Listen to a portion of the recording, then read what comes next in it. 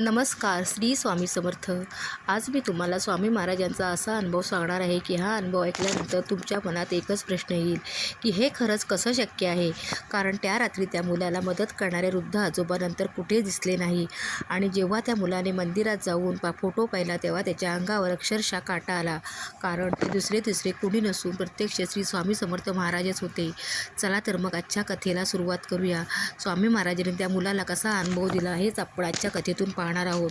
मुंबईमध्ये राहणारा करण नावाचा मुलगा अभ्यासात खूप हुशार होता. एकुलता एक कॉलेजचे शिक्षण घेत होता. त्याचे आयुष्य एकदम साधेपणात आणि सुंदर रीतीने चालले होते. कॉलेजचे मित्र आणि दिवसेंदिवस मोबाईलमध्ये गुंतले हाच त्याचा काही तो दिनक्रम असायचा. देवधर्मावर मात्र त्याचा अजिबात विश्वास नव्हता. तो पूर्ण नास्तिकही म्हणता येणार नाही पण तो पूर्ण आस्तिकही नव्हता.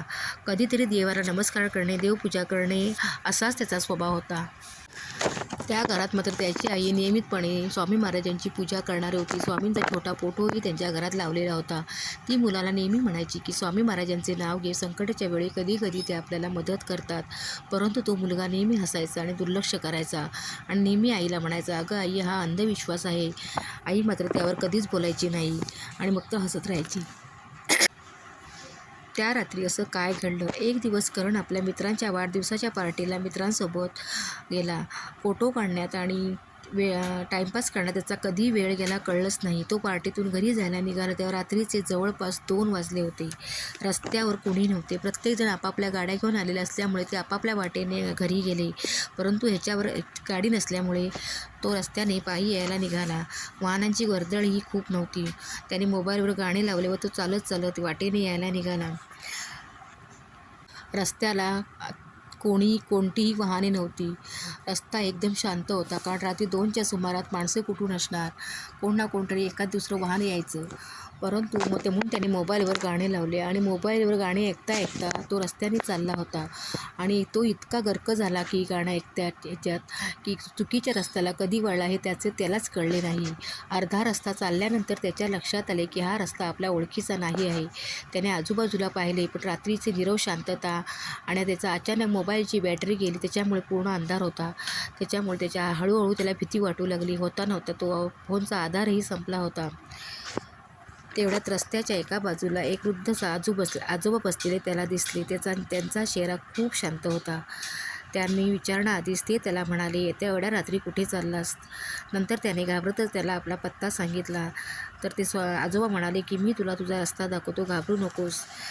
काही अंतर चालल्यानंतर पुढे ते आजोबा चालत होते आणि मागून हा मुलगा चालत होता. अर्धा तास चालल्यानंतर त्या आजोबांनी त्याला बोट दाखवून योग्य अशी दिशा दाखवली. त्या रस्त्याने जा, मग तुला तुझ्या घरी जाशील आणि सुखरूप पोहोचशील असे ते म्हणाले. नंतर तो मागे वळला आणि आजोबांचे आभार मानण्यासाठी तो मागे वळला आणि पाहतो तर काय, त्या रस्त्यावर कोणीच नव्हते. म्हणजे त्याला त्या आजोबांनी जी सोबत केली होती ते दिसेनासे झाले होते. रस्ता एकदम निर्मनुष्य होता. नंतर तो घरी आला. घडलेला प्रकार त्याने आपल्या आईला सांगितला. आई शांतपणे ऐकत होती. नंतर तिने स्वामी महाराजांना जाऊन नमस्कार करायला सांगितला. दुसऱ्या दिवशी तो मात्र देवळात गेला. स्वामींच्या मूर्तीवर त्याने हळूच नजर टाकली तर तो थक्कच झाला. कारण रात्रीच्या प्रसंग त्याच्या डोळ्यासमोर तरळत होता. कारण रात्री भेटलेले ते साधू स्वामी समर्थ महाराजांसारखे दिसत होते. तोच चेहरा, तीच दाढी, चेहरा अगदी त्याला ओळखीचा वाटत होता. त्याच्या अंगावर अक्षरशः काटा आला, डोळ्यात पाणी आले. कारण त्याला समजले होते की संकटाच्या क्षणी स्वामी महाराजांनीच त्याला योग्य दिशा दाखवली होती, मार्ग दाखवला होता. आणि त्या दिवसापासून मात्र करणच्या आयुष्यात खूप मोठा बदल झाला. तो नेहमी स्वामी महाराजांची पूजा करू लागला, नमस्कार करू लागला. तो स्वतः आईला म्हणाला, आई, आता मला समजलं आहे, श्रद्धा म्हणजे फक्त अंधविश्वास नाही तर ती विश्वासाची एक शक्ती आहे. स्वामी महाराजांचं आपल्या भक्तावर अतिशय बारीक लक्ष असते. भक्त कितीही संकटात असला तरी ते त्याला कधीही एकटं सोडत नाही. स्वामी महाराजांचे फक्त नाव घेणे गरजेचे असते. स्वामी महाराज आपल्या भक्ताला कोणत्या ना कोणत्या रूपात तरी नक्की दर्शन देतात आणि योग्य वेळी योग्य मार्ग दाखवतात. परंतु महाराजांची परीक्षा अतिशय कठीण असते. ती भल्याभल्यांना समजत नाही, कारण ती त्यांच्या आकलनशक्तीच्या पलीकडची असते. तर तुमचा जास्त वेळ न घेता मी माझा व्हिडिओ इथेच थांबवते. तर तुम्हाला हा आजचा व्हिडिओ कसा वाटला तो कमेंट करून नक्की कळवा.